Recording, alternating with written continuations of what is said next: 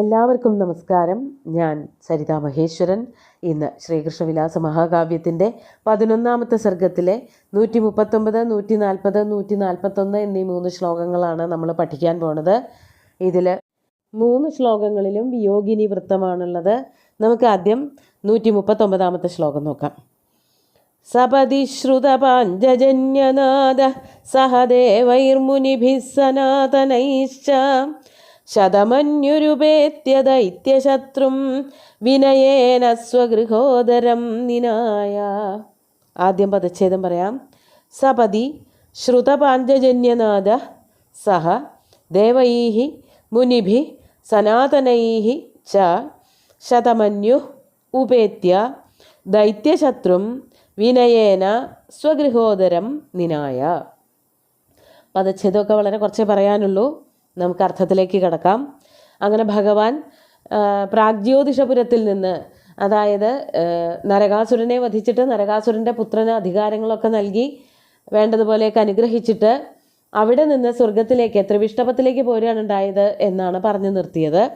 അങ്ങനെ പോരുമ്പോൾ സപതി അവിടെ എത്താറായപ്പോൾ പെട്ടെന്ന് ശ്രുതപാഞ്ചജന്യനാഥ ശതമന്യു.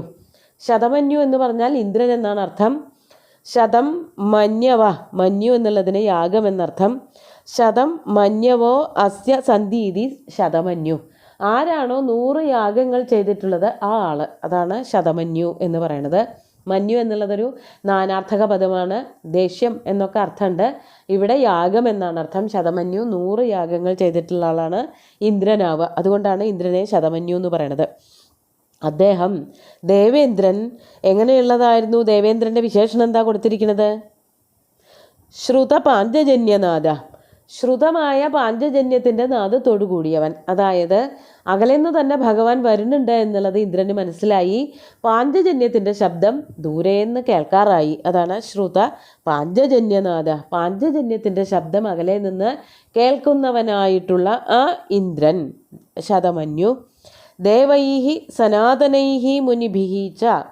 ദേവൈഃ മറ്റു ദേവന്മാർ, വരുണൻ, അഗ്നി തുടങ്ങിയിട്ടുള്ള ദേവന്മാരൊക്കെ അവിടെ ഉണ്ടല്ലോ, അവരോടെല്ലാവരോടും കൂടി ചേർന്നിട്ട്, ഒപ്പം തന്നെ സനാതനൈഃ മുനിഭിഃ, സനകാദികൾ, അവർ 4 പേരാണ്. ഇവിടെ വൃത്തത്തിൽ ചേരാൻ വേണ്ടിയിട്ട് സനാതനൻ എന്ന് പറഞ്ഞു എന്നേ ഉള്ളൂ. സാധാരണ സനകാദികളെന്ന് പറയുക, എങ്കിലും സനാതനൻ തുടങ്ങിയിട്ടുള്ള യോഗീശ്വരന്മാർ, വിശിഷ്ടന്മാരായിട്ടുള്ള ദിവ്യന്മാരായിട്ടുള്ള ഋഷീശ്വരന്മാരോട് കൂടിയിട്ട് ആ ഇന്ദ്രൻ എന്താണ് ചെയ്തത്? മുനിഭിः സഹ ഉപേത്യ, വേഗം അടുത്തേക്ക് വന്നിട്ട് ഭഗവാന്റെ അടുത്തേക്ക് അങ്ങോട്ട് പോയി. സ്വാഗതം പറയാൻ വേണ്ടിയിട്ട് ഭഗവാൻ അവിടെ നിന്ന് സ്വർഗ ലോകത്തിലേക്ക് വരണതിനോടൊപ്പം തന്നെ ഇവിടെ നിന്ന് ഇന്ദ്രനും മറ്റു ദേവന്മാരും ഋഷീശ്വരന്മാരും അങ്ങടും ചെന്നു. അങ്ങനെ അങ്ങോട്ട് ചെന്നിട്ടുള്ള വരവേൽപ്പാണ് കൊടുത്തത്. അതാണ് ഉപേത്യ. വിനയേന, വളരെ വിനയത്തോടു കൂടിയിട്ട്, വളരെ സ്നേഹത്തോടും ആദരവോടുമൊക്കെ കൂടിയിട്ട്, ദൈത്യശത്രും സ്വഗൃഹോദരം നിനായ. ദൈത്യശത്രു, ദൈത്യന്മാരുടെ ശത്രു ശ്രീകൃഷ്ണൻ. ശ്രീകൃഷ്ണനെ ഇപ്പോൾ നരകാസുരൻ അല്ലെങ്കിൽ മുരാസുരൻ തുടങ്ങിയിട്ടുള്ളവരെയൊക്കെ വധിച്ചുല്ലോ. അപ്പോൾ അവരുടെയൊക്കെ ശത്രുവായിട്ടുള്ള ആ ശ്രീകൃഷ്ണനെ സ്വഗൃഹോദരം, തൻ്റെ ഗൃഹത്തിൻ്റെ ഉള്ളിലേക്ക്, അന്തർഭാഗത്തേക്ക്, കൊട്ടാരത്തിൻ്റെ അകത്തേക്ക്, നിനായ നയിച്ചു കൊണ്ടുപോയി, ക്ഷണിച്ച് സ്വാഗതം ചെയ്ത് കൊണ്ടുപോയി എന്നർത്ഥം. അപ്പോൾ ഭഗവാൻ വരുന്നുണ്ട് എന്നുള്ളത് ഈ ശംഖധ്വനി കൊണ്ടാണ്, പാഞ്ചജന്യത്തിൻ്റെ നാദം കൊണ്ടാണ് ഇന്ദ്രനും മറ്റുള്ളവർക്കും മനസ്സിലായത്. അവരെല്ലാവരും കൂടി ചേർന്ന് ശ്രീകൃഷ്ണനെയും സത്യഭാമയെയും ഒക്കെ വരവേറ്റുകൊണ്ട് കൊട്ടാരത്തിൻ്റെ ഉള്ളിലേക്ക് കൊണ്ടുപോന്നു എന്നാണ് ഇവിടെ പറയണത്. നമുക്ക് 140ാമത്തെ ശ്ലോകം നോക്കാം.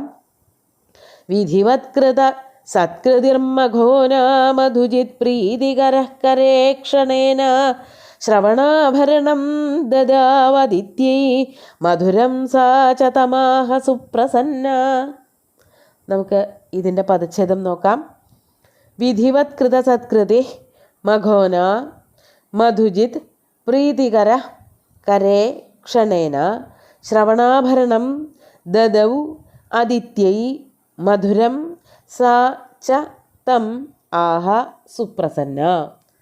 ഭഗവാൻ ഇന്ദ്രൻ്റെ ആതിഥ്യം സ്വീകരിച്ചിട്ട് അവിടെ ചെന്നിട്ട് എന്താണ് ചെയ്തതെന്ന് പറയാണ്. മഘോന, മഘോന എന്ന് പറഞ്ഞാൽ മഘവാവിനാൽ, ഇന്ദ്രനാൽ. വിധിവത്കൃത സത്കൃതി, വിധിപൂർവകമായിട്ടുള്ള, എങ്ങനെയാണോ ഏറ്റവും മാന്യമായിട്ടുള്ള സത്കാരം കൊടുക്കേണ്ടത് അപ്രകാരമൊക്കെ സൽക്കാരം കൊടുക്കപ്പെട്ടവനായ അങ്ങനെയുള്ള ശ്രീകൃഷ്ണൻ. അതാണ് വിധിവത്കൃത സത്കൃതി.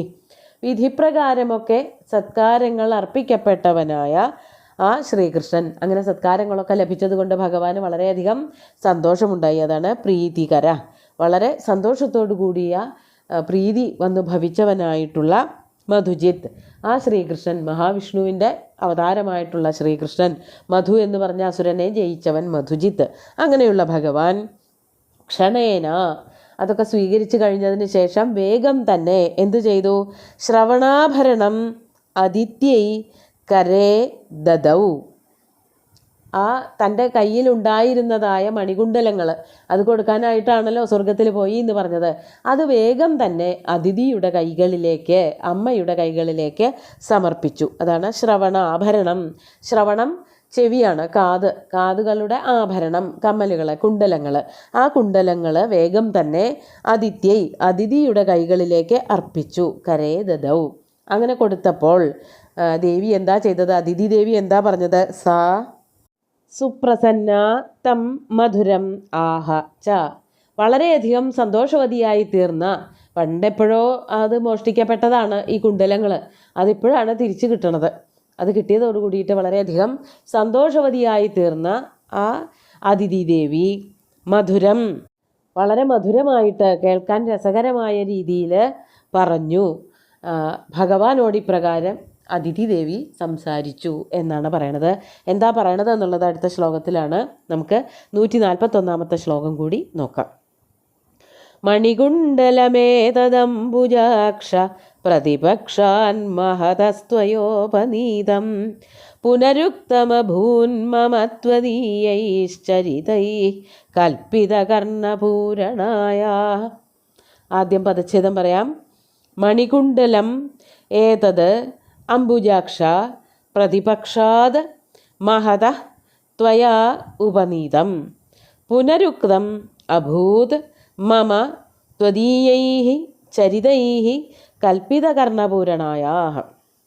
വളരെ ആലങ്കാരികമായിട്ടുള്ള, വളരെ രസകരമായിട്ടുള്ള ഒരു പ്രയോഗമാണ് ഈ ശ്ലോകത്തിൽ കാണാൻ പറ്റുക. എന്താണ് അതിഥിയുടെ വാക്കുകൾ? ഭഗവാനോട് എന്താ പറഞ്ഞതെന്ന് പറയാണ്.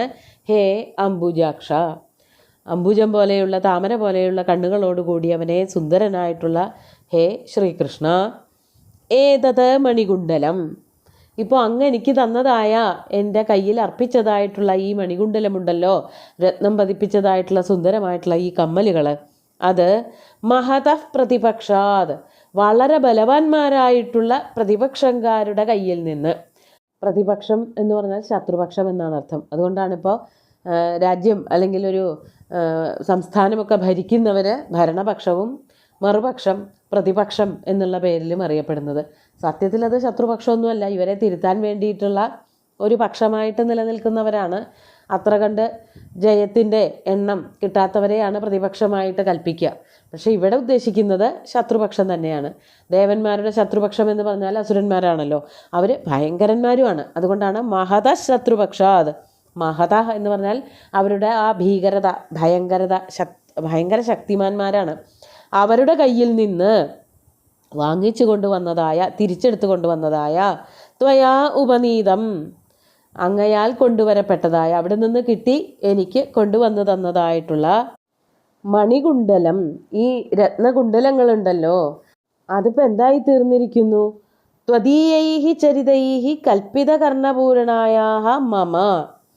അങ്ങയുടെ ത്വദീയൈഹി എന്ന് പറഞ്ഞാൽ ശ്രീകൃഷ്ണൻ്റേതായിട്ടുള്ള ചരിതൈഹി, സച്ചരിതങ്ങളെ കൊണ്ട്, സത്പ്രവൃത്തികൾ, ഭഗവാൻ ചെയ്യുന്ന സത്പ്രവൃത്തികളൊക്കെ തന്നെ അത് കൽപ്പിതകർണപൂരണ. അതുകൊണ്ട് ഞാനൊരു കമ്മലുണ്ടാക്കി.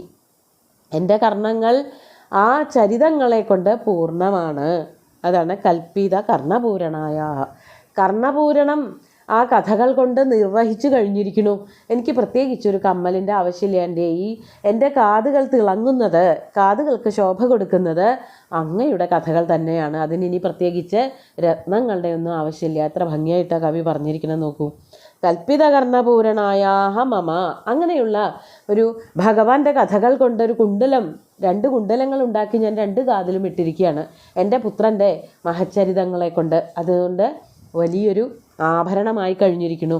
എനിക്കിനി വലിയൊരു ആഭരണം, ഒരമ്മയ്ക്ക് ഏറ്റവും വലിയൊരു ആഭരണം എന്ന് പറയുന്നത് മക്കളുടെ സച്ചരിതങ്ങളാണ്, മക്കളുടെ ഉചിതമായിട്ടുള്ള പ്രവൃത്തികളാണ്. ആ ആഭരണം ധാരാളം എൻ്റെ കാതിന് നൽകിക്കൊണ്ടിരിക്കുന്നുണ്ട് അങ്ങയുടെ കഥകൾ തന്നെ, അങ്ങയുടെ വീര ഇതിഹാസങ്ങൾ തന്നെ. പിന്നെ എന്തിനാ എനിക്കൊരു കമ്മൽ, പണ്ടെങ്ങാണ്ടോ നഷ്ടപ്പെട്ടു പോയൊരു കമ്മൽ. അപ്പോൾ പറയാണ്, കൽപ്പിതകർണപൂരണായാഹ മമ പുനരുക്തം അഭൂത്. അത് ഒരു പുനരുക്തിയായി, അതൊരാവർത്തനമായി, ഒരു ഇരട്ടിയായി തീർന്നു. അതായത് എൻ്റെ കാതുകളിൽ ഇപ്പോൾ തന്നെ ഓൾറെഡി കമ്മലുകളുണ്ട്, കുണ്ടലങ്ങളുണ്ട്, അല്ലെങ്കിൽ കാതുകളെ ഭംഗിയാക്കുന്നതായ കഥകളുണ്ട്, ഭഗവത് ചരിതങ്ങളുണ്ട്. അപ്പോൾ ഇനി എൻ്റെ കാതിന് ഈ ഒരു കമ്മൽ എന്ന് പറയണത് ഒരാവർത്തനമാണ്. അതിൻ്റെ ശരിക്കൊരാവശ്യം ഉണ്ടായിരുന്നില്ല. അങ്ങയുടെ കഥകൾ തന്നെ മതിയല്ലോ എൻ്റെ കാതുകളെ സുന്ദരമാക്കാൻ എന്നർത്ഥം. വളരെ പലതരത്തിലും വ്യാഖ്യാനിക്കാവുന്ന പദങ്ങളോട് ചേർന്നിട്ടുള്ളൊരു ശ്ലോകമാണിത്. കമ്മലുകളുടെ കർത്തവ്യം എന്ന് പറഞ്ഞാൽ കാതുകൾക്ക് ഭംഗി കൊടുക്കുക എന്നുള്ളതാണ്. ആ കാതുകൾ ഏറ്റവും സുഖകരമാവുന്നത് ഈ കമ്മലിട്ടത് കൊണ്ട് മാത്രമല്ലല്ലോ, മക്കളുടെ നല്ല സത്പ്രവൃത്തികൾ കൊണ്ട് കൂടിയാണല്ലോ. അപ്പോൾ മക്കളുടെ സത്പ്രവൃത്തി ഉണ്ടെങ്കിൽ തന്നെ തൃപ്തിയായി, ഇനി കമ്മലിടേണ്ട കാര്യമില്ല എന്നൊക്കെ വരെ എങ്ങനെയൊക്കെ വേണമെങ്കിലും വ്യാഖ്യാനിക്കാൻ പറ്റും. ഇനി വേറെ ഏതെങ്കിലും തരത്തിൽ സഹൃദയന്മാർക്ക് വ്യാഖ്യാനിക്കാമെങ്കിൽ അതുമാവാം. എൻ്റെ ഒരു ബുദ്ധിയിൽ തോന്നിയ രീതിയിലൊക്കെ വ്യാഖ്യാനിച്ചു എന്ന് മാത്രമേ ഉള്ളൂ. നമുക്ക് ഇന്നത്തെ 3 ശ്ലോകങ്ങളും ഒന്നുകൂടി ചൊല്ലി നോക്കാം. സപതി ശ്രുതപാഞ്ചജന്യനാദഃ സഹദേവൈർമുനിഭിः സനാതനൈശ്ച ശതമന്യുരുപേത്യ ദൈത്യശത്രും വിനയേന സ്വഗൃഹോദരം നിനായ വിധിവത്കൃതസത്കൃതിർമഘോന മധുജിത് പ്രീതികരഃ കരേക്ഷണേന ശ്രവണാഭരണം ദദാവദിത്യൈ മധുരം സാ ച തമാഹ സുപ്രസന്ന മണികുണ്ടലമേതദംബുജാക്ഷ പ്രതിപക്ഷാൻ മഹതസ്ത്വയോപനീതം പുനരുക്തമഭൂന്മമ ത്വദീയൈശ്ചരിതൈ കൽപ്പിതകർണപൂരണായ. അങ്ങനെ സുന്ദരമായിട്ടുള്ള വാക്കുകളാണ് അതിഥി ഭഗവാനോട് പറഞ്ഞത്. ഇനിയും അടുത്ത ശ്ലോകത്തിലും അത് തുടരുന്നുണ്ട്. അടുത്ത 3 ശ്ലോകങ്ങളോട് കൂടിയിട്ട് 144 ശ്ലോകങ്ങളോട് കൂടിയിട്ട് 11ാമത്തെ ഈ ഒരു സർഗം അവസാനിക്കുകയാണ്. അത് അടുത്ത ദിവസം നമുക്ക് നോക്കാം. സുന്ദരമായിട്ടുള്ള 3 ശ്ലോകങ്ങളും ഭഗവാന്റെ കാൽക്കൽ അർപ്പിച്ചുകൊണ്ട് ഗുരുവായൂരപ്പനെ സാഷ്ടാംഗം നമസ്കരിച്ചുകൊണ്ട് എല്ലാവർക്കും ശുഭദിനം നേർന്നു നിർത്തട്ടെ. നന്ദി.